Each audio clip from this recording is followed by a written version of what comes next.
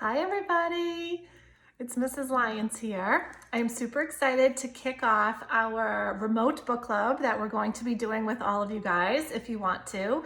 The book we're going to be reading is called Hatchet by Gary Paulson, and it's a really cool adventure story, and we're hoping that a lot of you will join in. We have a couple options for you. Maybe you have the book at home around the house. You can just start reading that.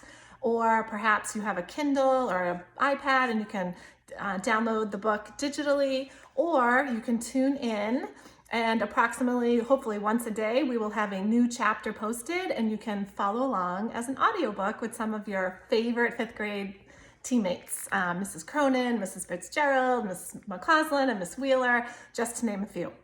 So I'm gonna get started with chapter 1. Let's go.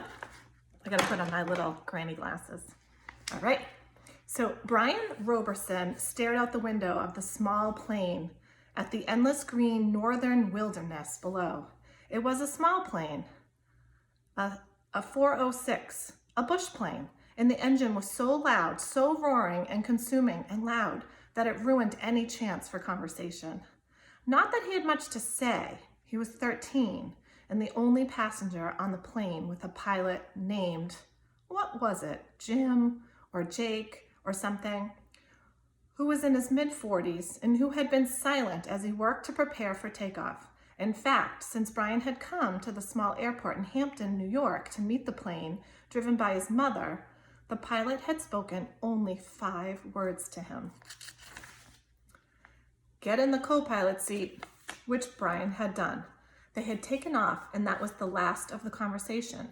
There had been the initial excitement, of course. He had never flown in a single-engine plane before, and to be sitting in the co-pilot seat with all the controls right there in front of him, all the instruments in his face as the plane clawed for altitude, jerking and sliding on the wind currents as the pilot took off, had been interesting and exciting. But in 5 minutes, they had leveled off at 6,000 feet and headed northwest, and from then on, the pilot had been silent, staring out the front, and the drone of the engine had been all that was left. The drone and the sea of green trees that lay before the plane's nose and flowed to the horizon, spread with lakes, swamps, and wandering streams and rivers. Now Brian sat, looking out the window with the roar thundering through his ears, and tried to catalog what had led up to taking this flight. The thinking started. Always it started with a single word, divorce. It was an ugly word, he thought, a tearing, ugly word that meant fights and yelling, lawyers. God, he thought, how he hated lawyers who sat with their comfortable smiles and tried to explain to him in legal terms how all that he lived in was coming apart, and the breaking and shattering of all the solid things, his home, his life, all the solid things. Divorce, a breaking word, an ugly breaking word. Divorce. Secrets. No, not secrets so much as just the secret. What he knew had not told anybody. What he knew about his mother that had caused the divorce. What he knew. The secret. Divorce. The secret. Brian felt his eyes beginning to burn, and he knew that there would be tears. He had cried for a time, but that was gone now. He didn't cry now. Instead, his eyes burned, and tears came, the seeping tears that burned, but he didn't cry. He wiped his eyes with a finger and looked at the pilot out of the corner of his eye to make sure that he hadn't noticed the burning and the tears. The pilot sat large, his hands lightly on the wheel, feet on the rubber pedals. He seemed more a machine than a man, an extension of the plane. On the dashboard in front of him, Brian saw dials, switches, meters, knobs, levers, cranks, lights, handles that were wiggling, flickering, and indicating nothing that he understood. And the pilot seemed the same way, part of the plane, not even human. When he saw Brian look at him, the pilot seemed to open up a bit, and he smiled. Ever fly in the co-pilot seat before? He leaned over and lifted the headset off his right ear and put it on his temple, yelling to overcome the sound of the engine. Brian shook his head. He had never been in any kind of a plane, never seen the cockpit of a plane except in films or on television. It was loud and confusing. First time. It's not as complicated as it looks. Good planes like this almost fly itself. The pilot shrugged. Makes my job easy. He took Brian's left arm. Here, put your hands on the controls, your feet on the rubber pedals, and I'll show you what I mean. Brian shook his head. I better not. Sure, try it. Brian reached out and took the wheel in the grip so tight that his knuckles were white. He pushed his feet down on the pedals. The plane slewed suddenly to the right. Not so hard, take her light, take her light. Brian eased off, relaxed his grip. The burning in his eyes was forgotten momentarily as the vibration of the plane came through the wheel and the pedals. It seemed almost alive.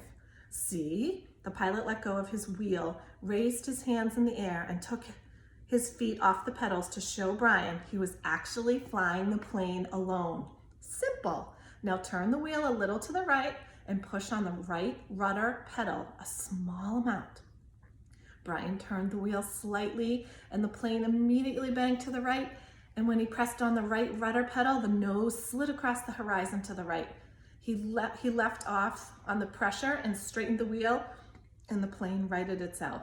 Now you can turn. Bring her back to the left a little. Brian turned the wheel to the left, pushed on the left pedal, and the plane came back around. It's easy, he smiled. At least this part. The pilot nodded. All of flying is easy. Just takes learning, like everything else. Like everything else. He took the controls back and then reached up and rubbed his left shoulder. Aches and pains, must be getting old. He's like rubbing his shoulder.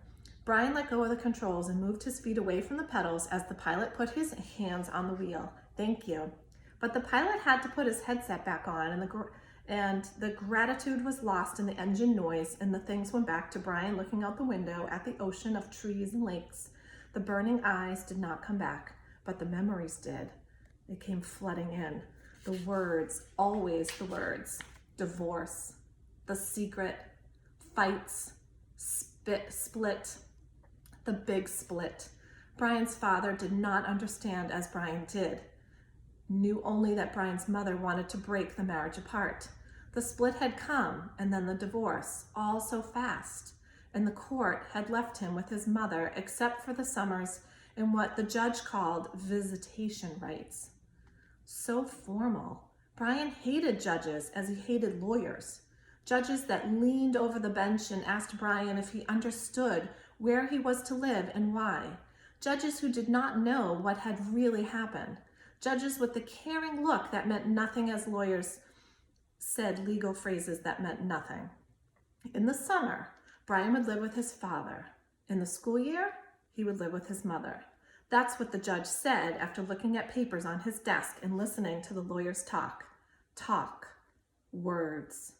Now the plane lurched slightly to the right, and Brian looked at the pilot. He was rubbing his shoulder again, and there was a sudden smell of body gas in the plane. Brian turned back to avoid embarrassing the pilot, who was obviously in some discomfort. He must be having stomach troubles. So, this first summer, when he was allowed to have visitation rights with his father, with the divorce only 1 month old, Brian was heading north. His father was a mechanical engineer who had designed or invented a new drill bit for oil drilling, a self-cleaning, self-sharpening bit. He was working in the oil fields of Canada, up on the tree line where the tundra started and the forest ended. Brian was riding up from New York with some drilling equipment. It was lashed down in the rear of the plane next to a fabric bag the pilot had called a survival pack, which had emergency supplies in case they had to make an emergency landing. That had to be specially made in the city, riding in a bush plane with the pilot named Jim or Jake or something who had turned out to be an all right guy, letting him fly and all, except for the smell. Now there was a constant odor, And Brian took another look at the pilot, found him rubbing the shoulder and down his arm now, the left arm, letting go more gas and wincing.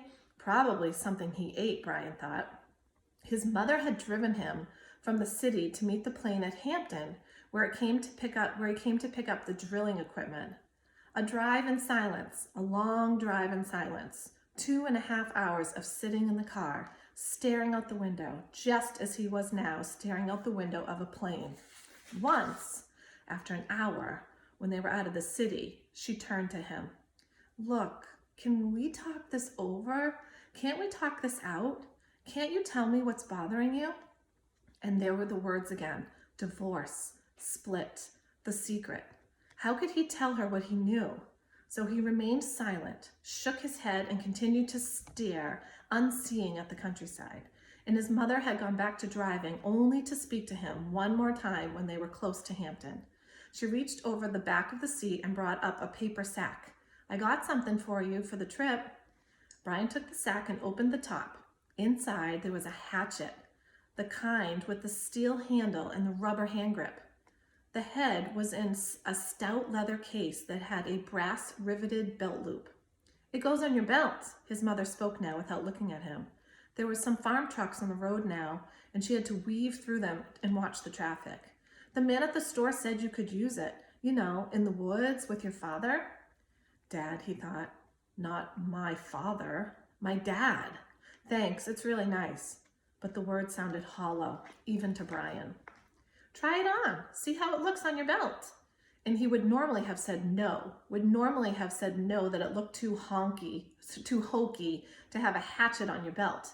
Those were the normal things he would say, but her voice was thin, had a sound like something thin that would break if you touched it, and he felt bad for not speaking to her, knowing what he knew, even with the anger, the hot white hate of his anger at her. He still felt bad for her, for not speaking to her, and so to humor her, and he loosened his belt and pulled the right side out and put the hatchet on and re-threaded the belt. "Scooch around so I can see." He moved around in the seat, feeling only slightly ridiculous. She nodded. "Just like a scout, my little scout." And there was the tenderness in her voice that she had when he was small, the tenderness that she had when he was small and sick with a cold, and she had put her hands on his forehead, and the burning came into his eyes again, and he had turned away from her and looked out the window, forgotten the hatchet on his belt, and so arrived at the plane with the hatchet still on his belt. Because it was a bush flight from a small airport, there had been no security, and the plane had been waiting with the engines running when he arrived. He had grabbed his suitcase and pack bag and run for the plane without stopping to remove the hatchet. So it was still on his belt. At first, he had been embarrassed, but the pilot had said nothing about it, and Brian forgot it as they took off and began flying. More smell now. Bad. Brian turned again to glance at the pilot, who had both hands on his stomach and was grimacing in pain, reaching for the left shoulder again as Brian watched. "I don't know, kid." The pilot's words were a hiss, barely audible. "Bad aches here, bad aches. Thought it was something I ate, but..." He stopped as a fresh spasm of pain hit him. Even Brian could see how bad it was. The pain drove the pilot back in his seat, back and down. "I've never had anything like this."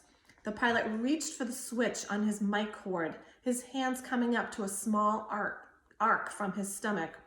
And he flipped the switch and said, "This is flight 46.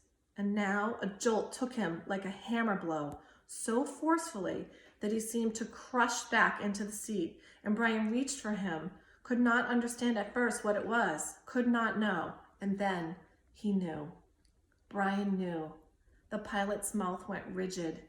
He swore and jerked a short series of slams into the seat, holding his shoulders now, swore and hissed. "Chest! Oh God, my chest is coming apart." Brian knew. The pilot was having a heart attack. Brian had been in the shopping mall with his mother, when a man in front of Paisley's store had suffered a heart attack. He had gone down and screamed about his chest. An old man, much older than the pilot. Brian knew the pilot was having a heart attack. And even as the knowledge came to Brian, he saw the pilot slam into the seat one more time. One more awful time. He slammed back into the seat and his right leg jerked, pulling the plane to the side in a sudden twist. And his head fell forward and spit came. Spit came from the corners of his mouth and his legs contracted up into the seat, and his eyes rolled back in his head until there was only white for his eyes, and the smell became worse, filled the cockpit, and all of it so fast, so incredibly fast, that Brian's mind could not take it all in at first, could only see it in stages. The pilot had been talking just a moment ago, complaining of the pain. He had been talking. Then the jolts came. The jolts that took the plane back had come, and now Brian sat, and there was a strange feeling of silence in the thrumming roar of the engine, a strange feeling of silence and being alone. Brian was stopped. He was stopped. Inside, he was stopped. He could not think past what he saw, what he felt. All was stopped. The very core of him, the very center of Brian Robeson, was stopped and stricken with a white flash of horror, a terror so intense that his breathing, his thinking, and nearly his heart had stopped. Stopped. Seconds passed, seconds that became all his life, and he began to know what he was seeing. He began to understand what he saw, and that was worse, so much worse than what he wanted to make his mind freeze again. He was sitting in a bush plane, roaring 7,000 feet above the northwest wilderness, with a pilot who had suffered a massive heart attack and who was either dead or in something close to a coma. He was alone. In the roaring plane with no pilot, he was alone. Alone. And that concludes Chapter 1. Stay tuned for Chapter 2 tomorrow. All of these will be posted in your class folder under the folder called Book Club, Hatchet Book Club, and they'll be assigned by chapters. Enjoy! Happy reading!